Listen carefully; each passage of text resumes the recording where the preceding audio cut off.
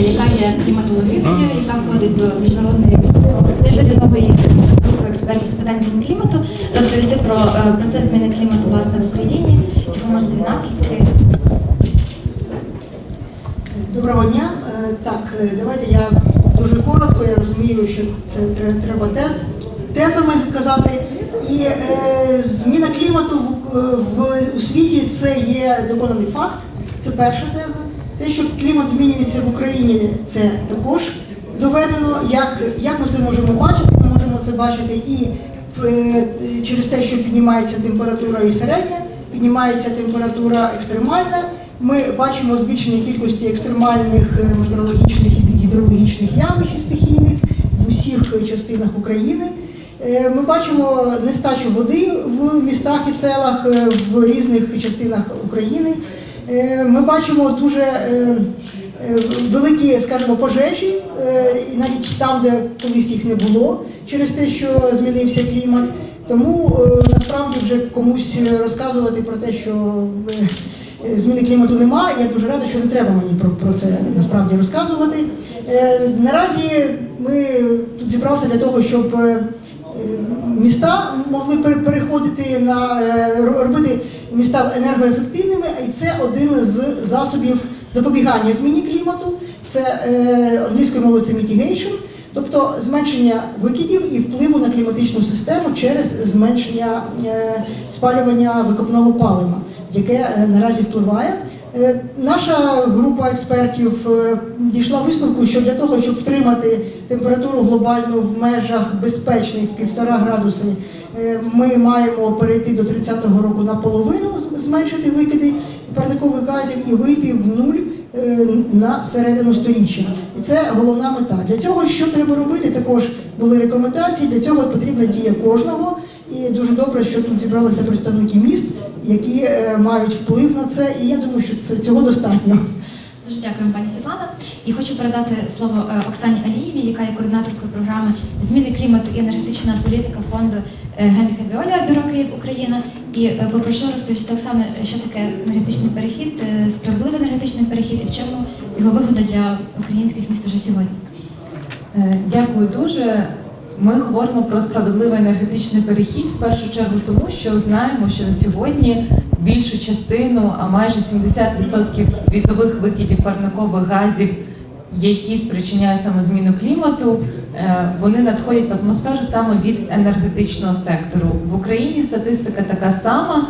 Ми маємо в першу чергу впроваджувати дії саме в енергетичному секторі задля скорочення викидів і скорочення проявів зміни клімату. Тому ми говоримо про те, що скорочення споживання, а отже впровадження заходів з енергоефективності і енергозбереження – це є першим кроком на шляху протидії зміни клімату. Другим кроком це є перехід на відновлювані джерела енергії. Але що це означає? Що ми маємо повністю перебудувати свою енергетичну інфраструктуру, що дозволяє нам говорити про розбудову нової соціально справедливої інфраструктури, в тому числі в українських містах. Ми можемо говорити про те, що нові об'єкти з енергетики, нові об'єкти транспортної інфраструктури, вони можуть надавати послуги більш вразливим верствам населення, до яких ми відносимо людей з інвалідністю, людей з проблемами зі здоров'ям, які в першу чергу більшою мірою потерпають від зміни клімату, і інші вразливі верстви, діти, люди похилого віку, жінки, особливо жінки з дітьми, та на яких покладено піклування про людей похилого віку.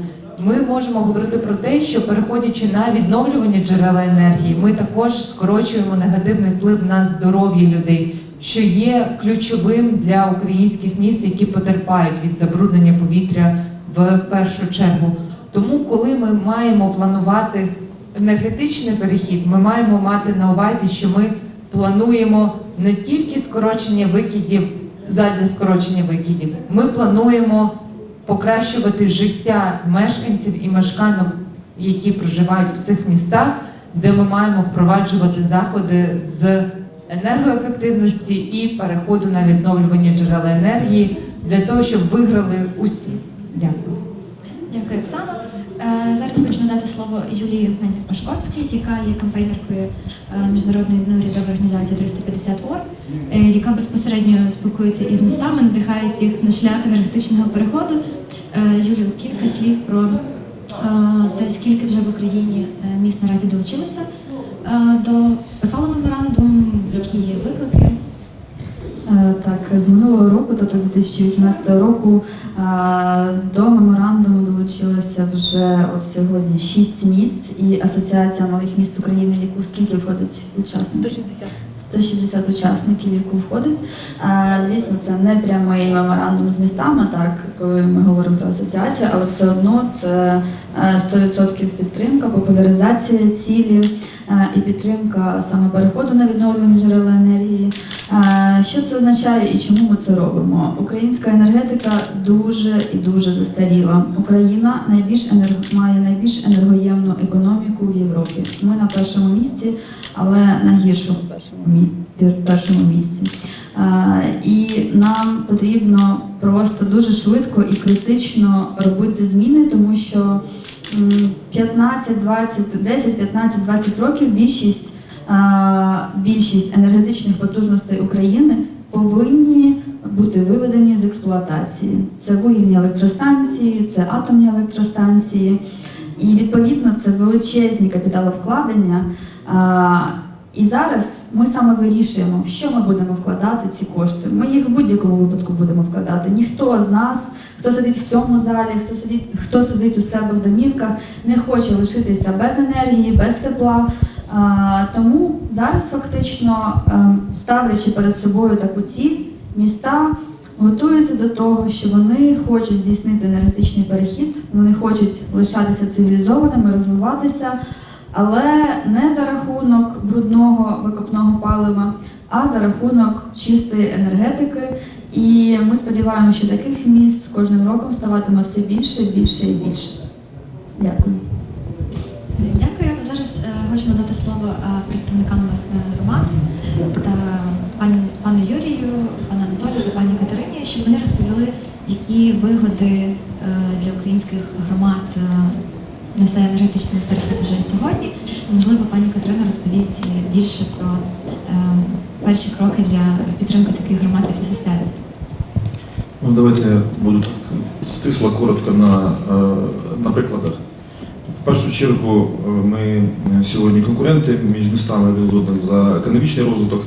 Економічний розвиток пов'язаний з інвестиціями, з робочими містами, рівнем заробітної плати, ну і так далі. І тому ця сфера дуже важлива саме для промислових підприємств, які через застосування нових технологій, через зменшення використання традиційних видів палива стають більш конкурентними, а значить можуть вкладати кошти в переобладнання, нові технології, нові лінії, нові інвестиції і тому подібне вкладати вже в створення продукту. І, наприклад, будівництво в нашому місті ТЕЦ на щепі для шоколадної фабрики Mondelez International дало можливість відмовитися від споживання щорічно 2 мільйонів кубів газу при виробництві, в даному виробництві. Тобто приблизно економічний ефект від провадження такої дії, яка вже працює, близько 30-40 мільйонів гривень за рік, які можуть бути повернуті в підвищення заробітної плати, в нові технології, нові лінії і так далі, розвиток конкурентоспроможність нашого українського продукту. Далі, друге питання, комунальний сектор. Щоб ви розуміли, один день опалення центральної районної лікарні 13 тисяч квадратних метрів приміщень на дровах і на газу, різниця 20 тисяч гривень в день. Мінус. Тобто ці кошти можуть вкладатися куди? Вкладатися в, опять же, в нове обладнання, в ремонти, покращення якості життя людей і так далі. Так, та сама історія в школах, в садочках, і інших комунальних об'єктах. І житловий фонд, я готовий вести дискусію, наскільки вигідно, невигідно зараз в цю ситуацію проводити централізоване чи децентралізоване опалення в житловому секторі. Дискусійне дуже питання. На сьогоднішній день місто наше до 2008 року відмовилося повністю від централізованого опалення повністю всього міста. 20 мільйонів кубів газу ми зекономили, баланс цього міста зменшився на мінус 20 мільйонів кубів газу за 4 роки. і люди сплачують значно дешевші платіжки, кожен в своїй квартирі, економлячи використання цього теплового ресурсу. Бо ми знаємо, що ТЕЦ, вони сьогодні традиційні, ТЕЦ, вони на вулиці буде зараз -1, вони будуть вам давати максимальну кількість теплового ресурсу, зважаючи його продати максимально швидше споживачу. І споживач не може регулювати ніяким чином свою теплову енергію. І це дуже шкодить сьогодні і довкіллю, собственно говоря, і гаманцям наших простих людей. Тому, коли є у тебе в квартирі свій опалювальний пристрій, ти економиш ресурси і вкладаєш їх в що? В вікна, в утеплення своєї квартири, в електролампочки нормальні в квартирі і багато інших речей, які потім дозволять, коли прийдуть нові технології, замінні через електроенергію і так далі, і про це можна теж говорити, вони дозволять, як сьогодні в Німеччині, значно менше використовувати енергетичного ресурсу, електроресурсу для обігріва і освітлення своєї квартири, як це сьогодні роблять німці. У них загалом, там, де впроваджені повні технології по енергозабезпеченню, то 200 євро на рік виходить повністю утримання своєї квартири. Це мінімальні кошти сьогодні, які люди можуть досягти. Тому ми по цьому шляху рухаємося конкретними кроками, розробляючи такий перехід міста на максимально відновлювальні джерела енергії. Дякую. Дякую. Пане Анатолію? Сижу і задуманий, що дає для громад. Перш за все дає економію фінансового ресурсу. Що таке відновлювальні джерела енергії?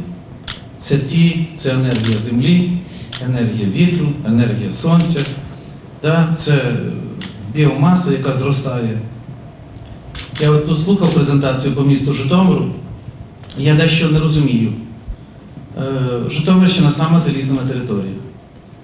От площа нашої громади – це 60 тисяч гектарів.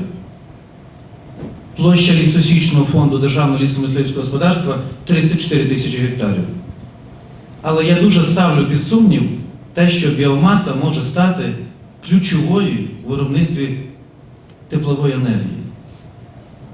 Так я хотів би, щоб ми ще думали, нам що важливо – економіка, чи нам потрібна відновлювальна чиста енергія, щоб ми залишили нашу країну для наших нащадків чистою, здоровою, такою, де можна жити і бути щасливим.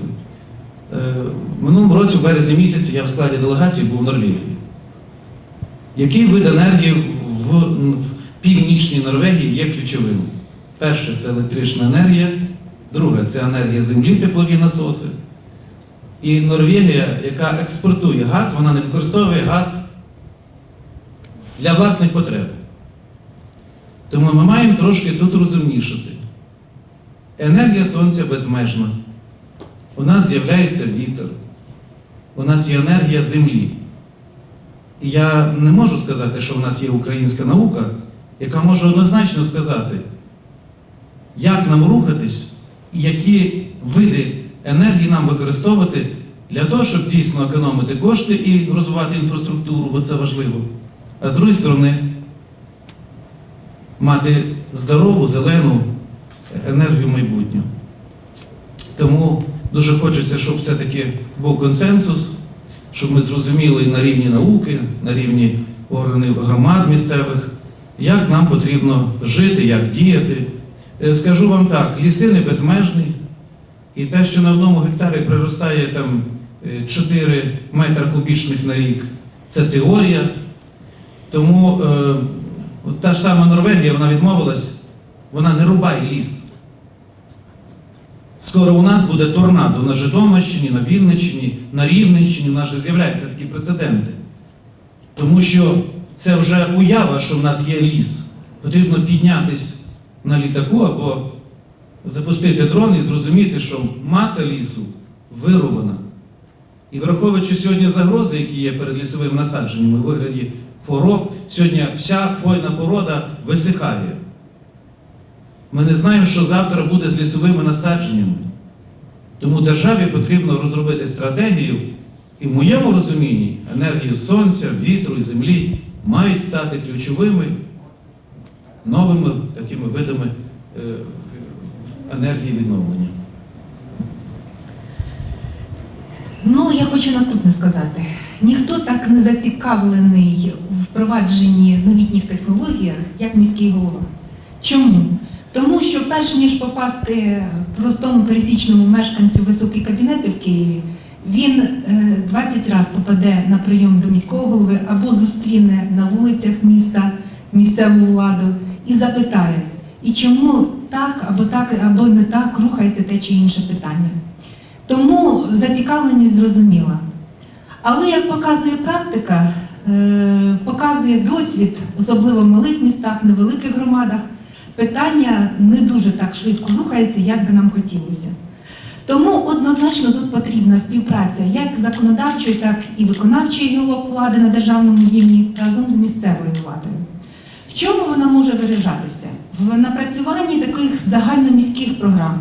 Можливо, це буде якийсь відсоток Державного фонду регіонального розвитку, який буде спрямовуватися саме на впровадження інноваційних технологій на містах. Можливо, інші засоби, але це однозначно має бути дотично переглянуто законодавство, яке б допомагало малим містам і не тільки малим містам впроваджувати дані технології. Зараз дуже проста ситуація. Нас всіх дуже швидко стимулює бюджет. Дуже швидко. І його обмеженість. Коли в системі загальноукраїнській існувала така дотаційність утримання закладів соцсфери, допустим, в місцевих громадах, неважно якого рівня, садочки чи школи, чи лікарні і так далі, кошти приходили з держави, і ні один головний лікар не цікавився взагалі процесом, скільки можна зекономити і навіщо це треба робити. Коли зараз держава перейшла на механізм відшкодування через субвенції лише заробітної плати педперсоналу чи тих самих лікарів, коли є дуже стрімка обмеженість фінансових ресурсів, наприклад, сьогодні по районним лікарням, які надпотужні в кожній громаді є, або інші заклади, то сьогодні цих коштів явно не вистачає. І кожен сідає і починає дивитися, яке в нього вікно. Тобто теплоаудит. В першу чергу треба провести аудит кожної будівлі і визначитись почерговість, вкладаючи кошти, звісно, їх мало, але в яку першу будівлю треба вкласти кошти? В та, яка найбільше витрачає енергії, найменше її зберігає, скажімо так. От і все. Можливо, це і не тільки заміна котлів, але і утеплення будівель, і вікон якісних, а не тих, що встановлювали батьки за рахунок батьківських коштів. Ми розуміємо, що це вікна були, які треба зараз викинути просто і все. Тому зараз мати треба в першу чергу в своєму штаті енергоменеджера, провести теплоаудит всіх будівель, розробити план дій і покроково рухатися, вкладаючи кошти крок за кроком в свою відновлювальну, скажімо так, систему. Я ще хочу додати. От в минулому році ми отримали кредит корпорації «Нефко». Це 4 європейські країни північні, вони сформували такий фонд з метою зменшення викиду СО2 в атмосферу. Це другий кредит. Ми, до речі, перше мале місто в Україні, яке отримало такий кредит. Ми утеплили школу. Ми отримали в перший рік економію енергетичних ресурсів 33%. Це більше 300 тисяч гривень. У нас вперше вчителі і діти відчули себе гідно в приміщенні школи. Тобто вони стали ходити в блузочках, вони відчувають себе там людьми. Є дві сторони взагалі в цьому процесі. Не можна починати говорити про перехід на 100%. Правильно сказав колега. Енергоаудит. Нам потрібно зрозуміти, скільки нам потрібно вкласти коштів, щоб утеплити приміщення. Бо яке енергозбереження, якщо ми гріємо дуршлаг, незрозуміло, яким видом палива. Перш за все потрібно утеплити всі приміщення, замінити котли. А тоді вже рахувати, скільки нам потрібно дешевших видів опалення і, зрозуміло, зеленіших. Бо я ще раз хочу кричати, не думайте, для того, щоб отримати якусь масу енергії, потрібно вкласти якийсь ресурс. І не думайте, що зимою, коли вкладають, я коли дивлюся, що метрові дрова, знаєте, запихають в котли, а вони ще сирі, який там коефіцієнт, і вони шкварчать від вологи. Я взагалі вважаю, що це злочин проти України. Бо має існувати надзвичайно глибока переробка існуючих ресурсів, деревини. А ми маємо працювати на відходах деревини, тільки на відходах, а не запихати метрові, двохметрові дубові дрова туди. І радіти, що ми там, знаєте, економимо. Ми економимо відносно газу. А далі Тому така ситуація. Це дуже глобальне питання, щоб ви зрозуміли. Але з точки зору громад, ще раз хочу сказати, це питання економії, і тут немає якоїсь там, ми просто дивимося, найбільший споживач, ми думаємо, як замінити щось або утеплитися для того, щоб отримати що? Економію, вона сьогодні просто ставлять на коліна. Котре бюджети громад в переддень, скажімо, прийняття бюджету, це постійні маніпуляції з нашими доходами. Я не знаю, може в цьому щось і є добре, що з нами так знущаються. Але це не стимулює нас до розвитку. І, чесно кажучи, коли ми говоримо про відновлення, про енергозбереження, без грошей це все неможливо. Можна ще одну тезу? Навіть якщо в громади не так багато грошей, або їх взагалі немає, завжди можна почати з роботи з людьми, з мешканцями міст і сіл. Чому? Приведу один приклад. Є така країна Ірландія, наприклад. Вона зараз дуже активно переходить на відновлювані джерела енергії, хоча там досить холодно, і взимку в тому числі. І люди просто, я не знаю, певно, неможливо побачити там будинки взимку, де люди будуть ходити в футболках. От можна зайти на сайт Airbnb і подивитися, де власники пишуть, ми взимку палимо тільки зранку за годину там до сніданку і тільки ввечері там перед сном пару годин. Тобто потрібно навіть починати зі зміни філософії використання тепла, енергоресурсів і не думати, що це про бідність.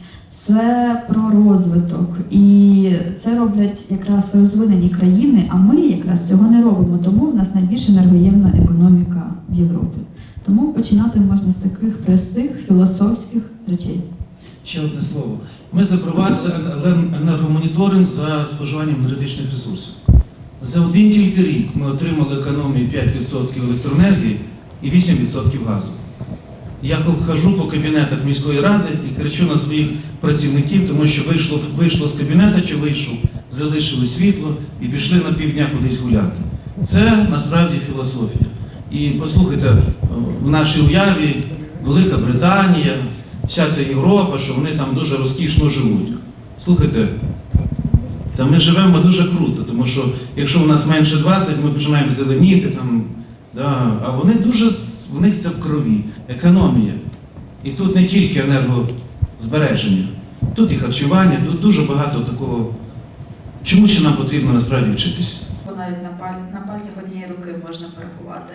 Це по-перше. А по-друге, дуже правильно зауважив голова Баранівської ОТГ про те, що можна так там говорити, що от ми тільки те робимо, чи тільки те. Взагалі, перехід на відновлення джерел енергії, я бачу в цьому таку красу, що ми складаємо певну енергетичну мозаїку, і в кожного міста вона буде абсолютно унікальна і своя. Які рішення будуть братися і прийматися, це залежить, звісно, що не тільки від науковця, а від співпраці науковця і міста, які вони будуть приймати рішення.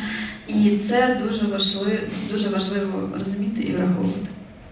Дорогі друзі, я поїду додому, принаймні з таким розумінням, що я щось нове для себе черпнув. Розгром території. Мова йшла про Міністерство регіонального розвитку. Я вам зараз щось розкажу. У 2018 році ми подали на конкурс проєкту ДФР 2 проєкти, які були визнані кращими в Україні. Цей проєкт був включений в програму фінансування коштами Державного фонду регіонального розвитку і не був профінансований. Знаєте чому?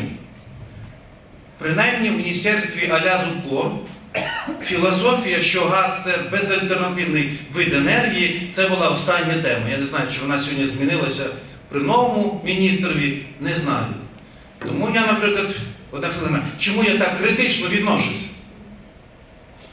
Наше міністерство сьогодні території, да, має бути нашим таким локомотивом. І насправді, ви дуже гарна. Не можна. Ми сьогодні те і робимо. Один голова, ми думаємо, якого котла ставити, яку башню ставити, безбашне водопостачання чи башню, як займатися, тому що ринок різний. Сьогодні українська наука має сказати нам, як нам поводитись з відходами, як нам постачати воду, як нам очищувати стоки, як нам, скажімо так, нагрівати наші приміщення, наші будівлі. І ми вже втомилися самі тут експериментувати. У нас є вчені, у нас є розумні люди, але скоріше всього вони не почуті, і у нас немає поєднання української науки і реального сектору економіки, і те, що пов'язано з функціонуванням наших громад на місцях. Дякую. І я хочу додати щодо науки. Ми насправді маємо йти також до науки самі. І, наприклад, коли ми ініціювали проведення дослідження про те, як Україна може перейти на 100% відновлюваних джерел енергії, воно є тут на формі, в друкованому вигляді, всі можуть з ним ознайомитись. Ми його провели в 2017 році, але ми дуже довго шукали виконавців цього дослідження. Шукали по закордонах, по тих, хто рахує це для міжнародних організацій, а потім сказали самі собі: стоп, ні, ми маємо озирнутись і шукати всередині країни власну експертизу. І ми знайшли Інститут економіки та прогнозування Національної академії наук України. Він є причудовий, але там дійсно тільки кілька людей працює в цьому секторі прогнозування, і вони не можуть розірватися, порахувати, навіть якщо всі прийдуть до них з запитом, вони не зможуть зробити це всі. Але коли з'явився запит від тих, хто хоче переходити, відділ збільшується, кількість людей там збільшується, бо попит народжує пропозицію. І так само з наукою працює в всьому світі. Коли до науки є попит, вона відповідає. І ми, наприклад, коли працювали з інститутом, ми дослухалися до них, до тих обмежень, які ставлять науковці, але вони дослухалися до наших так само. І вони дослухалися в першу чергу до обмежень, наприклад, з біоенергетики. Коли ми рахували перехід України на відновлювані джерела, ми ставили суворе обмеження по екологічності біоенергетики, яка має використовуватися. І ми казали, що ми не можемо використовувати деревину як ресурс, а тільки вторинну біомасу. Але це все є цілком можливо. І рахувати треба, наука це може зробити. Але перше, і мені здається, що ми сьогодні про це ще говорили мало, це має бути воля і політична воля. Але шукати шляхів можливості реалізації поставленої мети – це вже легше, коли мета є поставлена. Тому коли громади і представники громад, які є тут, ставить собі за мету перейти на 100% відновлюваних джерел до 50-го року, я вірю, що для них це є можливим. Адже коли ти маєш мету, ти шукаєш шляхи її реалізації.